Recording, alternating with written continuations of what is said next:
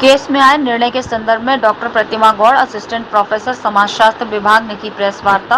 Doctor प्रतिमा Gaur, assistant professor समाजशास्त्र विभाग, महिला महाविद्यालय, काशी हिंदू विश्वविद्यालय द्वारा श्री के नाम पूर्व लगने वाला उप कुमारी अथवा श्रीमती जो उनकी वैवाहिक स्थिति की परिचायक है को आर्टिकल 21 और 14 के विरुद्ध मानते हुए 24 जनवरी 2023 को सर्वोच्च न्यायालय नई दिल्ली में एक जनहित याचिका दायर की गई, जिस पर 15 मई को बहस हुई।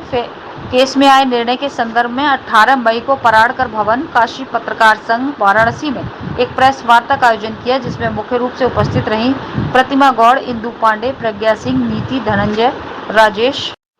बैठक के मूल विचार लैंगिक असमानता के कारक कई बार अति सूक्ष्म और अप्रत्यक्ष होने के कारण सामाजिक संरचना में आसानी से विलीन हो जाते हैं और इन्हें प्रथम दृष्टया में समझना मुश्किल होता है, परंतु स्त्री असमानता को पोषित करने में ये महत्वपूर्ण भूमिका निभाते हैं। इसमें से एक कारक है मनुष्य की पहचान। प्रथम उसका नाम।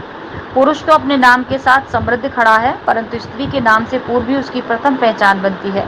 वैवाहिक स्थिति, जिसे नाम से पूर्व कुमारी या श्रीमती लगाकर स्थापित किया जाता है। अतः इस तथ्य को आधार बनते हुए जनहित याचिका दायर की गई, जिसको माननीय सर्वोच्च न्यायालय द्वारा ये कहकर डिसमिस किया गया है कि ये किसी व्यक्ति के चयन पर निर्भर है कि वो किसी उपसर्ग का प्रयोग करे अथवा नहीं, इसलिए इस पर सामान्य आदेश पारित नहीं हो सकता। मेरी जानकारी के अनुसार माननीय सर्वोच्च न्यायालय से जुड़े दस्तावेज में उपसर्ग के संदर्भ में प्रथम बार इस प्रकार की बात सामने आई है। यदि इस वक्तव्य पर ध्यान दें तो पाते हैं कि उपसर्ग के चयन की स्वतंत्रता पहले से ही संविधान द्वारा निर्दिष्ट है, लेकिन विडंबना है कि चयन की स्वतंत्रता पर आधारित होने के बावजूद ऐसा व्यवहार में नहीं पाया जाता कि अगर कोई व्यक्ति ना चाहे तो अपने नाम से पूर्व उपसर्ग ना लगाए। लगाने की इच्छा के लिए विकल्प तो है, परंतु इच्छा न होने पर क्या विकल्प है? अब शासन प्रशासन समाज की यह जिम्मेदारी बनती है कि वो ऐसी परिस्थिति तैयार करे जिसमें हमारे चयन की स्वतंत्रता सुनिश्चित हो, क्योंकि अभी तक तो सामान्यतया फॉर्म इत्यादि भरने में उपसर्ग का कॉलम यानी कुमारी, श्री, श्रीमती पहले से दिया रहता है। यहाँ मामला थोड़ा अजीब है, क्योंकि चयन की स्वतंत्रता विकल्पों के साथ नहीं मिलती।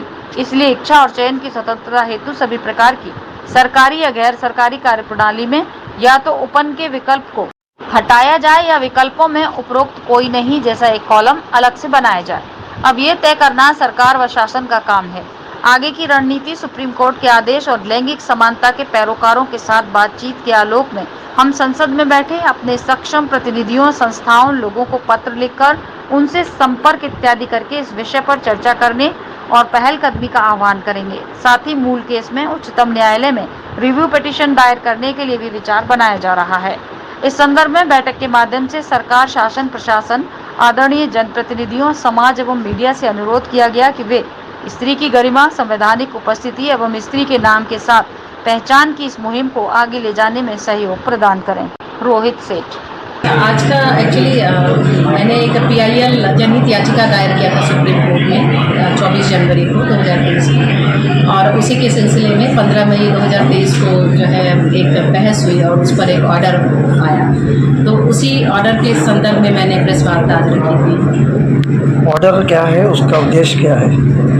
एक्चुअली ऑर्डर जो था, तो ऑर्डर में जो प्राइमरी लेवल पर तो देखने में ये लग रहा है कि केस जो है वो डिसमिस हुआ है। उसने लिखा है केस डिसमिस हुआ, लेकिन जो डिसमिस करने के साथ उन्होंने जो स्टेटमेंट दिया था वो मेरे लिए बहुत अच्छी बात है और एक नई ऊर्जा देती है कि कोर्ट ने लिखा है कि ये व्यक्ति की स्वतंत्रता पे निर्भर, चयन पे निर्भर है कि व्यक्ति अगर चाहता है तो उपसर्ग का इस्तेमाल करे और नहीं चाहता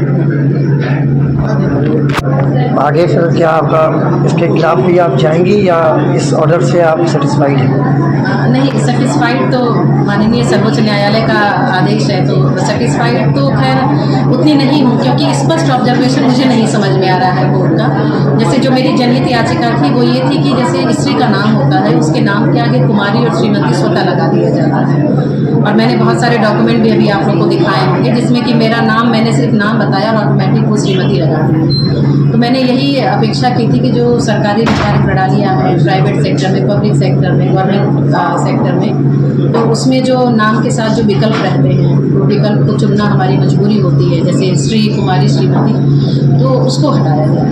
तो अभी कोर्ट ने ये कहा है कि वो एक जनरल कोई ऑर्डर तो नहीं कर सकते, लेकिन ये राइट टू चॉइस का मामला है कि अगर कोई चाहता है तो करे। तो मेरा जो रिव्यू पिटीशन होगा वो इसी पर आधारित होगा कि अगर आपने कहा है कि राइट टू चॉइस, तो जो चयन की स्वतंत्रता होती है वो कभी विकल्पों में नहीं होती है। आप यदि मुझे विकल्प फॉर्म में दे रहे हैं कि श्री, कुमारी, श्रीमती, तो फिर मेरी स्वतंत्रता कहाँ रही?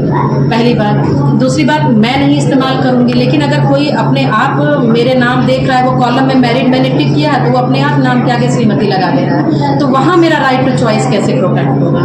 तो इन्हीं सब आधारों पे मैं एक रिव्यू पिटीशन डालने जा रही हूँ। क्या हाई कोर्ट के ऑर्डर को लेकर क्या आप सुप्रीम कोर्ट जाएंगी? ये मेरी जो याचिका है वो सुप्रीम कोर्ट में ही थी। मैंने सुप्रीम कोर्ट में याचिका दायर की। देश और दुनिया की तमाम छोटी बड़ी खबरों के साथ जुड़ रहने के लिए देखते रहिए द नेशन न्यूज।